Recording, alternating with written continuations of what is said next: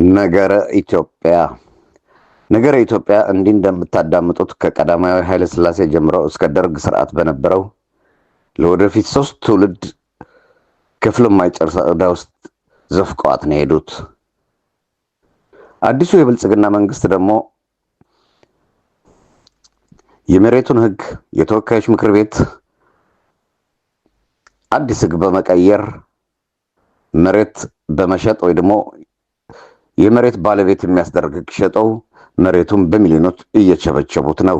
በቀዳማዊ ኃይለ ሥላሴ ጊዜ በ1942 እስከ 1962 ዓመተ ምህረት ድረስ የነበረ እርዳታ ብቻ ነው የማወራው። ኢትዮጵያ ወደ 600 ሚሊዮን ዶላር እርዳታ አግኝታለች። ይሄኛው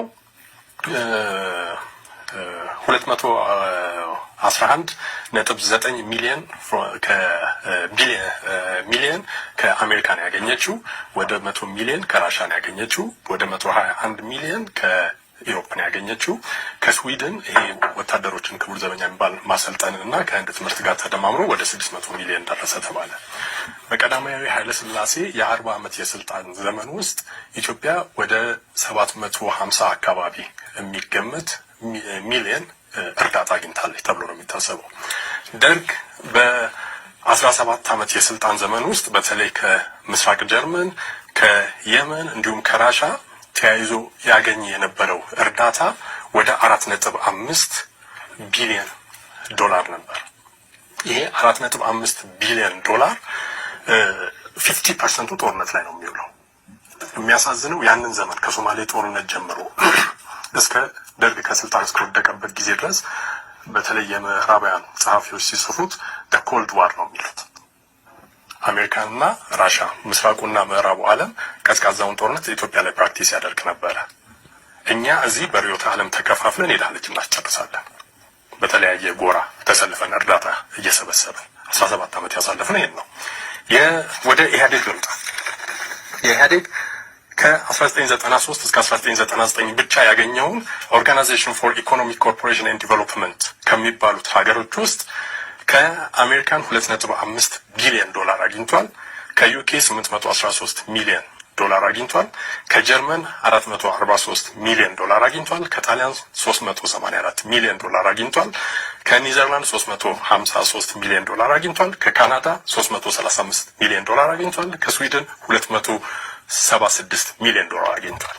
ይህን እንደምረው ይሄ የተገኘው በ5 ዓመት ውስጥ ነው። የቀዳማዊ ኃይለ ሥላሴን ያነሳሁት በ20 ዓመት ውስጥ የተገኘ ነው። ኢህአዴግ በጠቅላላው በ27 ዓመት ውስጥ ያገኘው በእርዳታ ብቻ ኦልሞስት ወደ ሚኒመም ወደ 50 ቢሊዮን የአሜሪካ ዶላር ነው። ከ20 ቢሊዮን ዶላር በላይ ብድር ተበድሯል። ከ70 ቢሊዮን ዶላር በ27 ዓመት ውስጥ በብድርና በእርዳታ የመጣ ገንዘብ እኔ ይቅርታ ይደረግልኝና እንደው ጥሩ ልበ ብርሃን ያለው ማየት የተሳነው ሰው በምርኩስ ወይን ገንዘብ እንዲህ ቢበት ነው አሁን ኢትዮጵያ የደረሰችበትን የኢኮኖሚ ስታተስ ደረጃ አሁን የደረሰችበትን ልማት ደረጃ ማኔጅ ማድረግ ያስፈልጋል። እንኳን ኦርጋናይዝድ የሆነ ማሰብ የሚችል ሀገር የሚመራ ፓርቲ በዚህ ውስጥ የተዘረፍነውና ከሀገር ወጣ የሚባለው በማስረጃ ደረጃ የውጭ ተቋማት የሚሉት እስከ 23 ይባላል። 3 ቢሊዮን ዶላር ከሀገር ወጥቷል። አንዳንዴ ከዛም ከፍ ያደርጉታል። ይሄ በሆነበት ደረጃ አገሪቷ ውስጥ ያለው የሌብነት መስመር በጣም ስር የሰደደ ነበር። ይሄ ደግሞ ትልቁ ችግሩ ምንድነው? ህዝብ ስልጣን ላይ የሚቀመጡ ሰዎች በፖለቲካ አመለካከታቸው ያለ ዕውቀትና ያለ ትምህርት ብቻ ስለነበረ ነው።